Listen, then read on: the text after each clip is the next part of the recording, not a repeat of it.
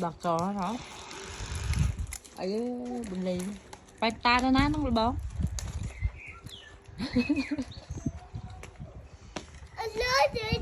Ê, nằm đồ nhung. Hả? Nằm. Đó.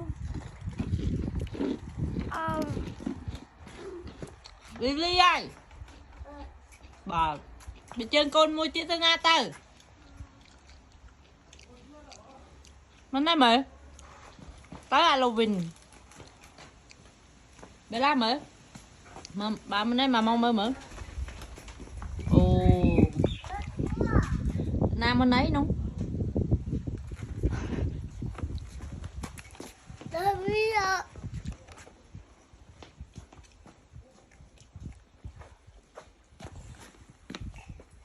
Lờ khăn ấy.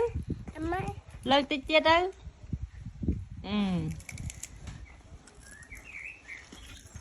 Nó mặc bẹ phi lơ ấy. Trẻ. Wow.